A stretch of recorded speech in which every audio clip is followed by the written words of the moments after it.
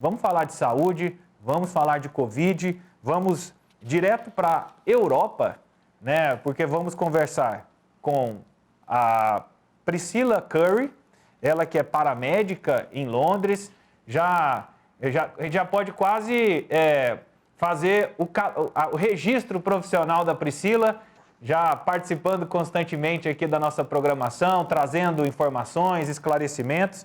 E hoje, comigo, a Jéssica Dias. Inicialmente, Priscilla, seja muito bem-vinda. Opa, um grande prazer falar com vocês e sinto muito pela grande perda de Goiânia com o prefeito. E Jéssica Dias, seja bem-vinda, Jéssica. Oi, Pâmela, boa tarde. Aqui da Priscilla, que participa aqui a partir de agora com a gente no Tom Maior. Ótima tarde também a todos que nos acompanham, infelizmente, nessa tarde bem triste para nós aqui de Goiás, com a morte do prefeito Maguito Vilela. E a gente vai reforçando os cuidados, né? O perigo dessa doença. Aqui no Brasil já são mais de 206 mil mortos. E mesmo com o início da vacinação contra a Covid, hotéis e restaurantes e locais de entretenimento voltaram a fechar as portas em Londres. Com o surgimento de uma nova variante altamente transmissível do vírus no Reino Unido, o primeiro-ministro Boris Johnson, o Bojo, fechou a economia e está distribuindo vacinas de forma mais rápida que os países europeus vizinhos, em uma tentativa de conter a pandemia. E para falar sobre essa situação, a Priscilla foi convidada para a gente conversar um pouco sobre isso. Priscilla, na última vez que nós participamos era sobre a vacina, né? A expectativa da vacina, o início da vacina. Até ontem, acompanhando os noticiários aí da Inglaterra, do Reino Unido, existia uma cobrança muito grande em cima do governo por causa da lentidão da vacinação. Qual é o motivo dessa lentidão de realizar a vacinação e aí os riscos de fazer esse atropelo para vacinar as pessoas?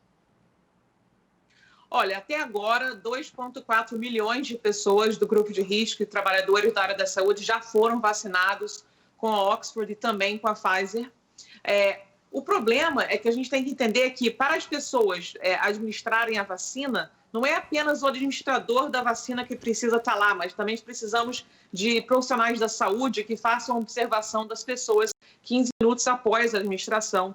Precisa ser um local onde você consiga manter o distanciamento social. Então, é uma logística extremamente difícil, que o Reino Unido nunca teve que vacinar pessoas nessa escala.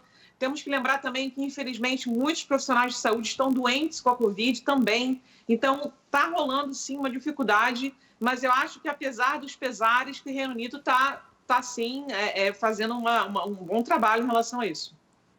Eu vejo Priscilla. Pode, assim, rapidinho, Jéssica, assim, eu vejo essa inquietação porque até na entrevista, da última vez que eu participei, você até reforçava, a vacina está chegando, mas, gente, os protocolos não vão mudar. Em 2021 não vai mudar, é máscara, é distanciamento, o álcool em gel, higienizar muito bem as mãos, esses 3 protocolos não iriam mudar. Então, esse movimento de acelerar e tentar coibir casos mais graves da doença, muitas vezes a gente pode viver o atropelo nesse cenário, né? Olha, é super compreensível a aflição das pessoas, o nervosismo de querer voltar à vida normal, eu super entendo isso. Inclusive, nos meus canais, né, tanto no Instagram quanto no Facebook, Priscilla Paramédica Londres, eu sempre falo com as pessoas, gente, a vacina está chegando, mas mesmo após a vacinação é importantíssimo mantermos o distanciamento social e o uso de máscaras. Para que o nosso sistema imunológico reaja à vacina, são semanas. Para que a gente tenha uma imunização de rebanho, serão meses. Então, a gente tem que ter paciência agora no momento tão importante da pandemia, que a gente realmente mantenha a calma e continuemos trabalhando aí em conjunto para que a gente consiga combater essa pandemia. Jéssica. Justamente sobre isso que eu queria falar, Vinícius, com a Priscilla, porque mesmo com o lockdown, as novas regras e restrições adotadas pelo governo, tem multa, né, para quem não obedecer essas restrições. com o início da vacinação. Mesmo assim, os números de mortes aí no Reino Unido têm aumentado. Acho que nas últimas 24 horas foram mais de 1.000 mortes, né? As pessoas realmente ainda não estão respeitando e tendo essa consciência de que é necessário manter esses protocolos, seguir com os mesmos cuidados. E, assim, a vacina, de alguma maneira, ao invés de coibir essa segunda onda, acaba que as pessoas ficam mais confortáveis e afrouxam, então, nesses cuidados, Priscila? Olha, as mortes que nós estamos vendo agora e o número de contágio também, que está na faixa de 50, 60 mil diários, é reflexão do Natal e do Ano Novo, das galeras que desrespeitaram e resolveram se aglomerar para ver famílias, idosos, enfim. Então, a gente tem que entender que a pessoa que se contamina agora só vai ter um quadro sério, uma morte daqui a 2 semanas. É exatamente hoje que a gente está vendo esse período. Então, é totalmente reflexivo a isso. É uma grande pena que, apesar do governo ter explicado para as pessoas a seriedade da aglomeração e como a gente deve evitar, não tem jeito. Tem sempre uma porcentagem que desrespeita. E o interessante é o seguinte, as pessoas que estão morrendo com a coronavírus não são as que estão contagiando todo mundo. Porque quem contagia todo mundo são as pessoas assintomáticas e as pessoas mais jovens que têm energia para sair e para celebrar. E as pobres pessoas que estão ali no grupo de risco, sendo elas com doenças pré-existentes ou idosos, são as que estão sofrendo a consequência da irresponsabilidade das pessoas mais novas, infelizmente. Priscila, pode falar, Jéssica. Eu queria perguntar, então, sobre o plano de vacinação aí em Londres. Eu te acompanho nas suas redes sociais e vi que você também já tomou, acho que a primeira dose, né, da vacina da Pfizer.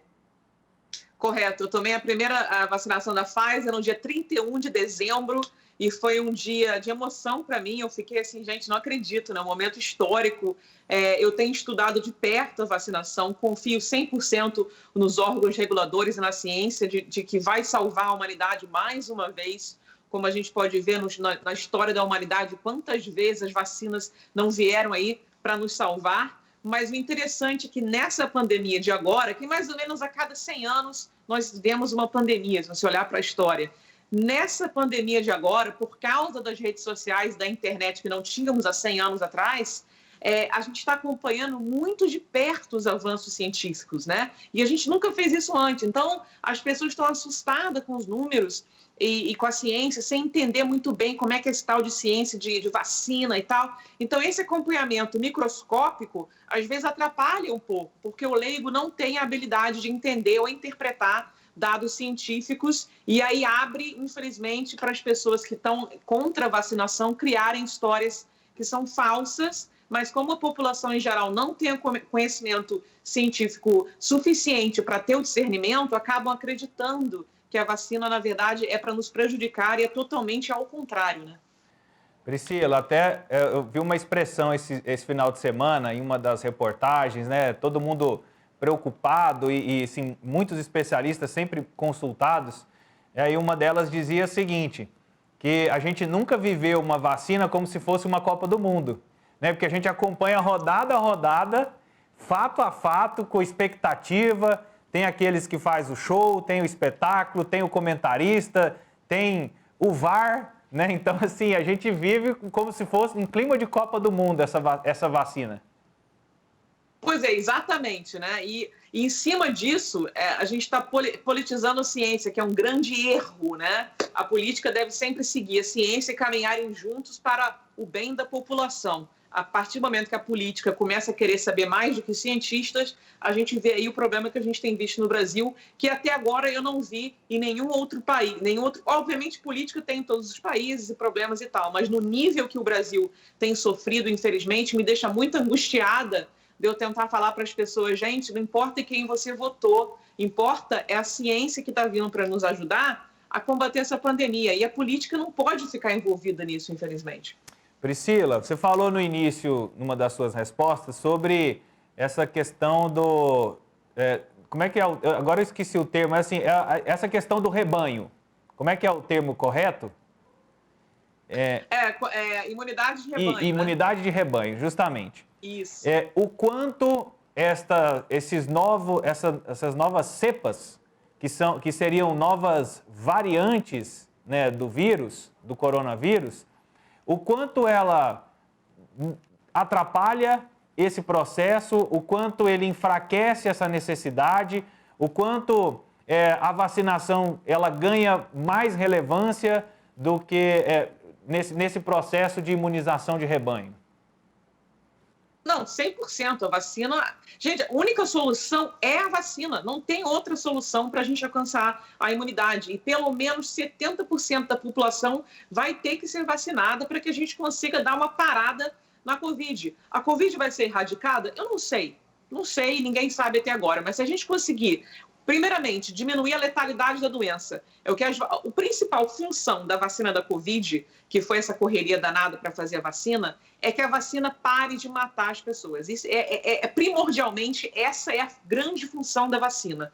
Se as pessoas contraírem a doença e tiverem a doença não grave, como um sintoma gripal, não tem tanto problema, ao meu ver. Eu não tenho problema, eu não tenho medo de ficar resfriada, mas eu não quero pegar a Covid, desenvolver uma complicação, ficar internado e morrer. Que eu acredito que você concorda comigo e ninguém quer isso. Então, na minha opinião, qualquer vacina que consiga prevenir a morte e a internação de pessoas é uma vacina que tem sucesso, na minha opinião. E uma dúvida, pelo seu uniforme, parece que está frio aí em Londres. A gente tem visto a Espanha viver uma nevasca, um frio, em algumas regiões com menos 25. E o governo preocupado nesse momento, porque o frio acaba colaborando, né? As pessoas vão ficar mais fechadas, mesmo que fiquem em casa, fiquem em espaços fechados. O quanto isso é uma preocupação aí em Londres, no Reino Unido, e está muito frio por aí? Olha, aqui tem estado 2, 3 graus, depende do dia, mas é o que você falou, está corretíssimo. O problema do frio não é a temperatura fria, mas é porque, como está frio, a gente quer aglomerar dentro, a gente não abre a janela. Então, é por isso que no inverno você vê as pessoas ficando com doenças mais facilmente, porque realmente estão em lugares que não tem ventilação, né? E aí, normalmente, o sistema de saúde daqui já é sobrecarregado em todos os invernos, de qualquer maneira, com outras doenças. Agora, nós já estamos sobrecarregados com as doenças normais, que vemos todos os anos, junto com a Covid-19. Então, olha, o sistema de saúde daqui está beirando o colapso. E não é uma coisa que aconteceu na primeira onda, mas é uma coisa que está perigosamente perto de acontecer nessa segunda onda. Jéssica? Priscila, na primeira vez que você conversou aqui com a gente, você contava um pouco sobre a sua rotina, né? Você atende casos de urgência e você relatava para a gente que encontrava muitas pessoas já em estado grave com a Covid, infelizmente também pessoas que você já encontrava já em óbito. Como que está agora com essa nova cepa que é mais, né, altamente transmissível e foi identificada em Londres?